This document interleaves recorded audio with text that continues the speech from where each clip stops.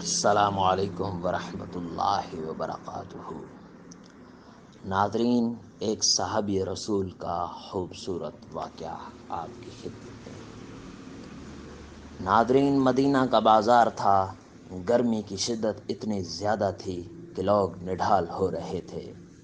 ایک تاجر اپنے ساتھ ایک غلام کو لیے پریشان کھڑا تھا۔ غلام جو ابھی بچہ ہی تھا، وہ بھی دھوپ میں کھڑا پسینہ پسینہ ہو رہا تھا۔ ناظرین، تاجر کا سارا مال اچھے داموں بک گیا، بس یہ غلام ہی باقی تھا جسے خریدنے میں کوئی بھی دلچسپی نہیں دکھا رہا تھا۔ ناظرین، تاجر سوچ رہا تھا کہ اس غلام کو خرید کر شاید اس نے گھاٹے کا سودا کیا ہے۔ اس نے تو سوچا تھا کہ اچھا منافع ملے گا، لیکن یہاں تو اصل لاگت ملنا بھی دشوار ہو رہا تھا۔ ناظرین، اس نے سوچ لیا تھا کہ اب اگر یہ غلام پوری قیمت پر بھی بکا تو وہ اسے فوراً بیچ دے گا۔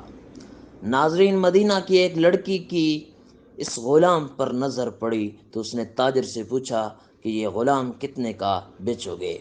ناظرین، تاجر نے کہا، میں نے اتنے میں لیا اور اتنے کا ہی دے دوں گا۔ ناظرین، اس لڑکی نے بچے پہ ترس کھاتے ہوئے اسے خرید لیا۔ تاجر نے بھی خدا کا شکر ادا کیا اور واپسی کی راہ لی۔ ناظرین، مکہ سے ابو حذیفہ مدینہ آئے تو انہیں بھی اس لڑکی کا قصہ معلوم ہوا۔ لڑکی کی رحم دلی سے متاثر ہو کر انہوں نے اس کے لیے نکاح کا پیغام بھیجا، جو قبول کر لیا گیا۔ ناظرین، یوں واپسی پر وہ لڑکی جس کا نام سبیعہ بن یعار تھا، ان کی بیوی بن کر ان کے ہمراہ تھی، اور وہ غلام بھی مالکن کے ساتھ مکہ پہنچ گیا۔ ناظرین، ابو حذیفہ مکہ آ کر اپنے پرانے دوست عثمان ابن عفان سے ملے تو انہیں کچھ بدلا ہوا پایا۔ ناظرین، اور ان کے رویے میں سرد وہری محسوس کی۔ انہوں نے اپنے دوست سے استفسار کیا کہ عثمان، یہ سرد مہری کیوں؟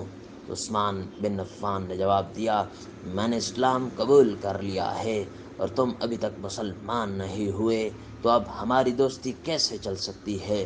ناظرین، ابو حذیفہ نے کہا، تو پھر مجھے بھی محمد مصطفیٰ صلی اللہ علیہ وآلہ وسلم کے پاس لے چلو اور اسلام میں داخل کر دو، جیسے تم قبول کر چکے ہو۔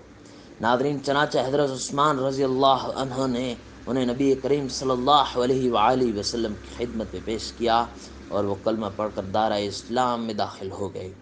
ناظرین، گھر آ کر انہوں نے اپنی بیوی اور غلام کو اپنے مسلمان ہونے کا بتایا تو ان دونوں نے بھی کلمہ پڑھ لیا۔ ناظرین، حضرت ابو حذیفہ رضی اللہ عنہ نے اس غلام سے کہا، چونکہ تم بھی مسلمان ہو گئے ہو، اس لیے میں اب تمہیں غلام نہیں رکھ سکتا، لہٰذا تم میری طرف سے اب تم آزاد ہو۔ غلام نے کہا، آقا، میرا اب اس دنیا میں آپ دونوں کے سوا کوئی نہیں ہے، آپ نے مجھے آزاد کر دیا تو میں کہاں جاؤں گا؟ حضرت ابو حذیفہ رضی اللہ عنہ نے اس غلام کو اپنا بیٹا بنا لیا۔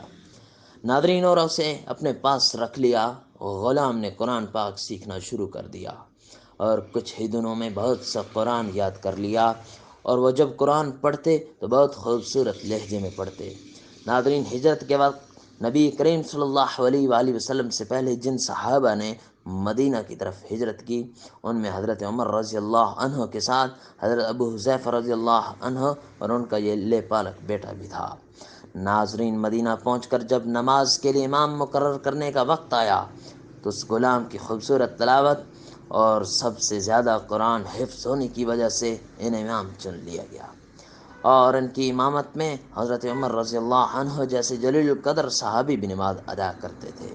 ناظرین، مدینہ کے یہودیوں نے جب انہیں امامت کرواتے دیکھا تو حیران ہو گئے کہ یہ وہی غلام ہے جسے کوئی خریدنے کے لیے تیار نہ تھا۔